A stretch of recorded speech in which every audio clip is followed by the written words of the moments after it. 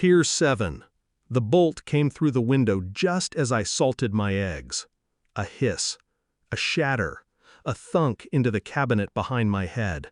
I didn't flinch, didn't have to. My training already had me sliding from the stool, calculating angles, marking the trajectory with my eyes before my plate stopped spinning. Delta Force muscle memory. Survival instinct wrapped in calculation.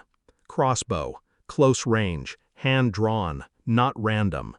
I crouched low, crab-walked to the window's edge, and peeked. Red van, same one always parked outside Mitchell's garage. Lazy paint. Rust creeping around the bumper. No movement inside. But the roof? A glint. Rooftop vent slightly ajar. I smiled without humor. Mitchell. Divorced, quiet, kept to himself. Liked grilling past midnight. Apparently also liked trying to kill me before breakfast. I holstered my GLOCK and slipped through the side door without a sound. He never heard me cross the lawn, but he sure heard the silence after his last breath. The GLOCK stayed cold. One shot. Clean.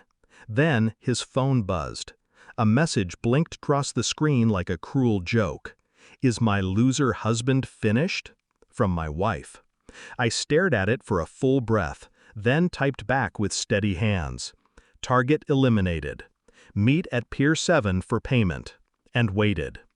The first crack in the marriage wasn't infidelity. It was indifference. The kind that seeps in quietly. A laugh that doesn't reach the eyes. A hug that feels like obligation. Her phone always face down. Her perfume, new, unfamiliar, lingering when she got home late. I'd chalked it up to life, stress, work. But somewhere, something inside me had shifted. Delta taught me to trust my gut. That tight twist under your ribs when something's off. I noticed the small things first. Her passwords changed. Phone always on silent. Conversations ended with, "We'll talk later," but later never came. The tipping point? The night I came home early from a recon trip and heard a voice in the shower that wasn't mine. A man's laugh, low, confident.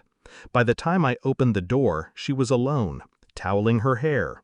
Said she was listening to a podcast. She looked me straight in the eye, didn't even blink. That was when I knew. It wasn't just a fling, it was planned. I didn't confront her, didn't accuse. I played dumb, played loyal, played husband. Because sometimes the most dangerous man in the room is the one who says nothing. I started digging. Phone logs, VPN traces. 2 disposable numbers popped up on her call history every Thursday. Burners. I cloned her SIM while she slept. Read every message. Each one a needle. He's such a blind fool. We'll be free soon. Just breathe. We'll have the life we deserve. His name was Mitchell, my neighbor, the coward on the roof. They thought I hadn't noticed the way she stood a little straighter when he was in the yard. Thought I didn't catch her watching him when I pretended to be asleep. She sent him photos of my house, my routines, my gear. A digital dossier of the man she once swore to love. She told him where the cameras were, when I trained, when I'd be vulnerable. They planned it like a mission. But amateurs always forget one thing.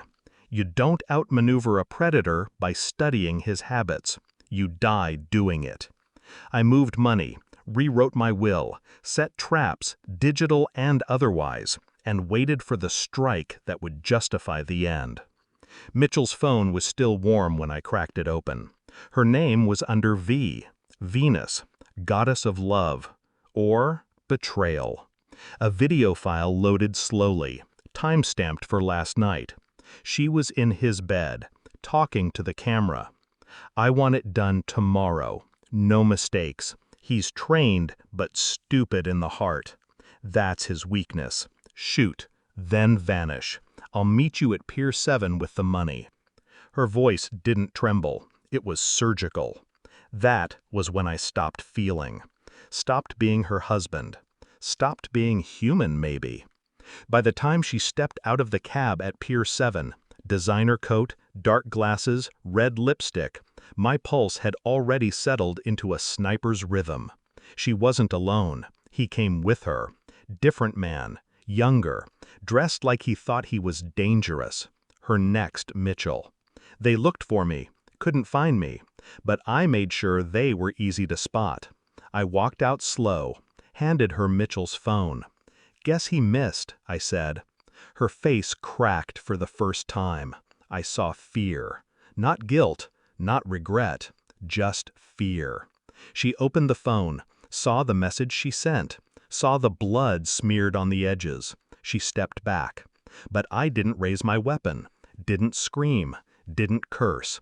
I just looked at her, then him, the new Mitchell. "He's all yours," I said to her. "You get to start over."